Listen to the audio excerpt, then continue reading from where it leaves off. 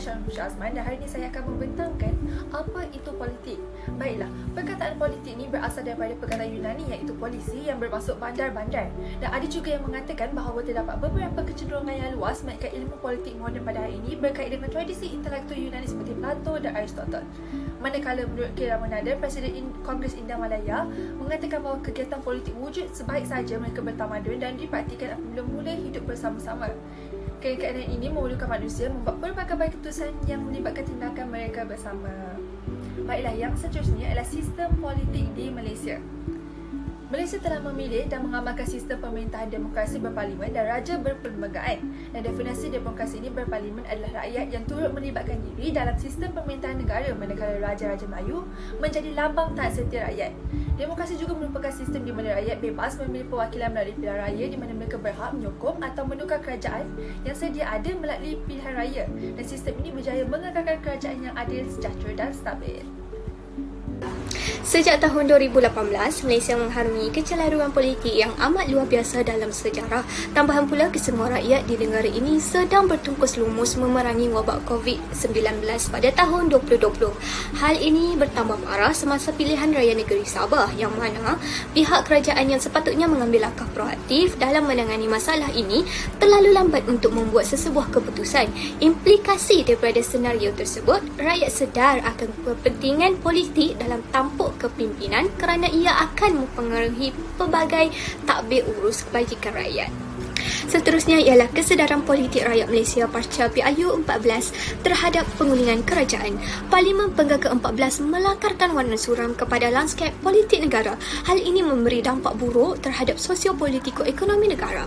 Negara kita Malaysia telah mencatat sejarah pertukaran Perdana Menteri sebanyak 3 kali dalam tempoh kurang daripada 1 penggal atau pendek kata, kurang daripada 5 tahun selepas berlangsungnya pilihan raya umum ke-14. Secara tidak langsung, sejarah yang tercatat ini juga membuka mata seluruh rakyat Malaysia dan memilih siapakah yang akan diundi pada PRU ke-15 yang bakal menerajui tampuk pemerintahan yang baru.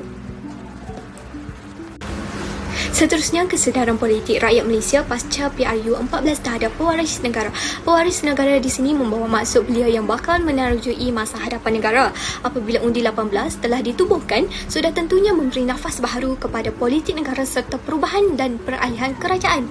Lontaran itu, hal ini jelas menunjukkan bahawa anak muda Malaysia lebih mementingkan takbir urus dan hasil yang baik. Suntikan besar 5.8 juta pengundi melalui undi 18 melonjakkan pengundian bawah 40 tahun kepada 58% daripada jumlah pengundi mungkin merupakan pukulan penggalak yang terhebat bagi negara kita.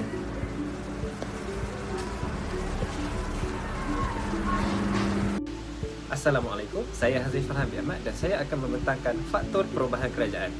Terdapat pelbagai faktor yang mempengaruhi perubahan kerajaan pada PRU ke-14, antaranya ialah kedudukan ekonomi yang terancam, isu dalaman di kalangan ahli politik serta pemimpin dan juga pengaruh media massa di kalangan rakyat.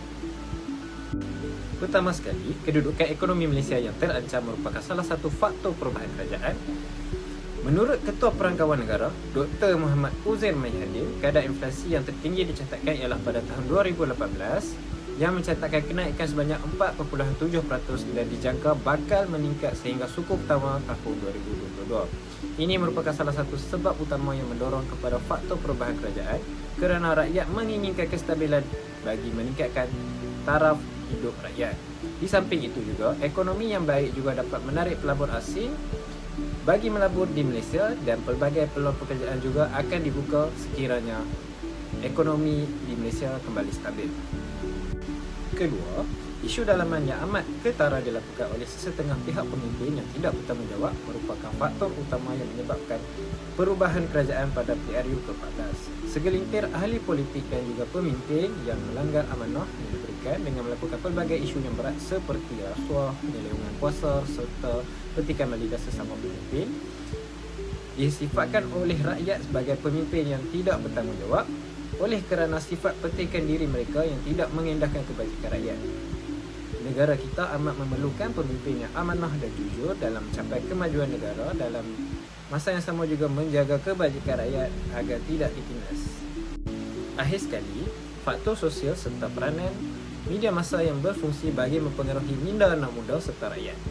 Media massa merupakan platform yang amat efektif ketika ini dalam menyalurkan informasi serta pengaruh kepada rakyat Malaysia, terutamanya anak muda. Rata anak muda di Malaysia sekurang-kurangnya mempunyai satu akaun media sosial yang membolehkan mereka menerima pelbagai informasi berkaitan politik. Hal ini juga akan menarik pengundi muda yang amat mudah dipengaruhi, yang merupakan modus operandi kepada parti-parti politik. Sekarang saya akan menerangkan mengenai etika berpolitik mengikut peradaban Islam. Jadi, etika Islam merangkumi segala aspek kehidupan manusia, menjelaskan dan mengatur hubungan manusia dengan Allah dan hubungan manusia dengan sesamanya serta dengan alam lingkungan. Pada penerangan kali ini, saya memilih zaman Khulafa' Ar-Rasyidin sebagai fokus utama kita. Zaman Khulafa' Ar-Rasyidin merupakan zaman selepas zaman Rasulullah SAW. Terdapat 4 khalifah yang menerajui pada zaman tersebut, iaitu Khalifah Abu Bakar As-Siddiq, Khalifah Umar Al-Khattab, Khalifah Uthman bin Affan dan Khalifah Ali bin Abi Talib. Antara dasar-dasar pentadbiran Khulafa' Ar-Rasyidin ialah undang-undang dan perlembagaan negara berdasarkan kepada Al-Quran dan Hadis. Khalifah mempunyai kuasa membuat keputusan berdasarkan pandangan ahli majlis syura dan ijtihad. Khalifah merupakan ketua negara. Pemimpin bertanggungjawab menegakkan kebenaran dan memerintah dengan adil, dan terakhir rakyat wajib mentaati pemerintah yang taat kepada syariat Allah. Amat jelas bahawa dasar-dasar ini memberi kesan positif kepada pemerintahan Khulafa' Ar-Rasyidin. Di sini dapat dibuktikan bahawa sifat pemimpin-pemimpin khalifah ini memberi kesan yang besar kepada pemerintahan sesebuah politik, membawa ke arah kemajuan, dan saya akan menumpukan tentang itu, sifat pemimpin. Pertama, Khalifah Abu Bakar As-Siddiq merupakan seorang yang tegas, berpandangan jauh, kesetiaan dan mengamalkan syura. Khalifah Umar Al-Khattab tegas, berfikiran terbuka, adil dan cekap. Khalifah Uthman bin Affan berpandangan jauh, berfikiran terbuka, prihatin dan inovatif. Manakala Khalifah Ali bin Abi Talib tegas, berpandangan jauh, berilmu dan berani. Kesimpulannya, sifat pemimpin membawa ke arah kemajuan dalam politik dan memberi kesan yang besar dalam pemerintahan. Sifat pemimpin merupakan etika berpolitik di dalam Islam yang patut kita contohi, di mana ia amat penting kerana membawa pelbagai manfaat dan kesan positif. Diketahui bahawa pemikiran-pemikiran politik di dunia ini dapat dibahagi kepada 3 zaman, iaitu zaman klasik, zaman pertengahan dan zaman moden. Kemudian, zaman klasik pula dapat dibahagi kepada 2, iaitu zaman Yunani kuno dan Romawi kuno. Pemikiran-pemikiran para tokoh di zamannya memiliki pengaruh tersendiri bagi penguasa atau masyarakat umum yang hidup di zamannya. Setiap zaman mempunyai tokoh-tokoh yang memberi sumbangan kepada masyarakat pada zaman mereka. Saya akan fokuskan hanya kepada zaman klasik, iaitu zaman Yunani kuno. Hal ini kerana apabila kita mengkaji tentang politik di dunia barat, maka perhatian kita akan tertuju ke negara Yunani kuno kerana di sanalah bermulanya pemikiran barat. Antara tokoh-tokoh pada zaman ini adalah Socrates, Plato dan Aristoteles. Tokoh pertama adalah Socrates. Menurut Socrates, tugas negara adalah menciptakan hukum yang ditaati oleh pihak kerajaan yang telah dipilih oleh rakyat. Di sinilah terkandung sifat demokrasi. Socrates dihukum mati dengan cara meminum racun kerana dianggap meracuni pemikiran pemuda-pemuda dengan kepandaiannya. Walaupun Socrates mati tanpa meninggalkan tulisan ataupun buku, akan tetapi pemikiran Socrates tetap hidup di dalam pemikiran anak muridnya, iaitu Plato. Tokoh kedua adalah Plato. Plato adalah anak murid Socrates yang paling besar. Plato banyak membuat buku-buku yang berbentuk tanya-jawab antara Plato dengan gurunya, Socrates. Dengan cara inilah Plato menghidupkan pemikiran gurunya. Buku yang paling terkenal dibuat Plato adalah berjudul Polity. Buku ini banyak bercerita tentang masalah hukum negara dan disusuli oleh 2 buku yang lain berjudul Politicus dan Nomoi mengenai undang-undang. Tokoh terakhir yang berkaitan dengan zaman Yunani kuno adalah Aristoteles. Meskipun Aristoteles merupakan anak murid kepada Plato, namun mereka mempunyai perbezaan pendapat. Jika Plato dikenali sebagai pencetus dari idealism, sedangkan Aristoteles pencetus dari realism. Salah satu pemikiran Aristoteles adalah menurutnya negara yang terbaik adalah republik konstitusional. Berbeza dengan Plato yang lebih condong kepada aristokrasi. Hal ini disebabkan pendapatnya mengenai tujuan negara adalah kesempurnaan diri manusia sebagai anggota masyarakat, sehinggalah kebahagiaan masyarakat menjadi kepentingan umum. Kesimpulannya, kita dapat saksikan bahawa mereka berbeza dalam segi pemikiran, tetapi hampir sama dalam perbahasannya, terutama tentang negara masing-masing. Dalam Assalamualaikum warahmatullahi wabarakatuh. Saya Intan Hazani binti Johari akan menerangkan tentang cabaran dalam etika peradaban serta cabaran dalam mengekalkan kestabilan politik di masa hadapan. Pertama, defisit etika ahli politik tanah air yang sedang berkuasa. Dalam aspek politik, perkara yang dibahaskan bukanlah satu perkara yang berlaku disebabkan pasca PRU yang ke-15, tetapi perkara sebagai ini menjadi buah mulut masyarakat. Sifat defisit etika yang berlaku termasuklah sifat pecah amanah, saling mengkhianati, tidak bermoral. Bahkan ada di antara mereka yang mengambil rasuah demi mendapatkan gelaran, pangkat maupun jawatan.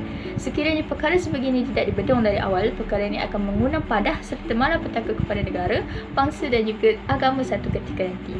Kedua, mempengaruhi masyarakat dalam mengambil inisiatif kenabian, iaitu dengan menjalankan politik beretika dalam peradaban serta berlandaskan agama Islam bukanlah satu perkara yang mudah untuk diterapkan dalam membentuk sebuah kerajaan, apatah lagi kerajaan yang menjalankan sistem pemerintahan Islam demi membentuk politik negara yang hebat. Politik peradaban yang berdasarkan prinsip kebenaran serta nilai murni juga sekaligus boleh menjadi pemangkin bagi membina negara Malaysia yang lebih dihormati dan juga disegani. Seterusnya, cabaran dalam mengekalkan kestabilan politik demi masa hadapan. Pertama, masyarakat yang tidak bersatu padu disebabkan wujudnya perbezaan parti politik yang berasaskan perkauman seperti MAC, MDAT dan MIC yang menjadikan aspek perpaduan lebih sukar untuk dicapai oleh masyarakat.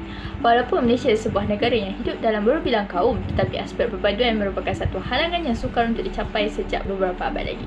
Terdapat segelintir pemimpin yang menggunakan perkauman sebagai elemen untuk menarik perhatian rakyat. Sebagai seorang pemimpin yang berpolitik, mereka seharusnya membela nasib masyarakat supaya kehidupan masyarakat lebih terjamin. Kedua, tiada persefahaman antara pemimpin. Aspek persefahaman yang berlaku sesama pemimpin juga sering dikatakan menjadi satu halangan dalam mengekalkan kestabilan politik sesebuah negara. Hal ini berlaku kerana sifat nilai murni yang seharusnya ada pada dalam diri seorang pemimpin itu tidak diterapkan dalam diri mereka. Sejak kebelakangan ini, pemimpin lebih tertarik kepada jawatan dan pangkat yang ditawarkan berbanding menjalankan tugas sebagai pemimpin kepada rakyat. Disebabkan hubungan sesama pemimpin yang tiada persefahaman, boleh berlakunya pertelingkahan sehingga menyebabkan rakyat hidup dalam keadaan yang berpecah belah. Terakhir, pentadbiran yang tidak tulus. Perkara ini bukanlah satu benda yang baru berlaku di kalangan pemimpin-pemimpin negara, tetapi disebabkan perkara sebegini yang terus berlaku tanpa ada batasan dan halangan daripada pihak yang bertanggungjawab telah pun mengundang kucar-kacir kepada negara. Sebagai contoh, sikap rasuah yang masih menjadi tumpuan utama demi mendapatkan jawatan, pangkat serta harta sehingga terpaksa menggadai nyawa dan juga harta benda. Kesimpulannya, politik adalah satu disiplin ilmu yang menarik tapi sukar untuk dikaji kerana tingkah laku politik pengundi adalah dinamik ataupun tidak statik, bahkan boleh berubah dengan mengejut. Justru itu, pihak yang menang perlu melaksanakan janji yang termaktub dalam manifesto parti masing-masing.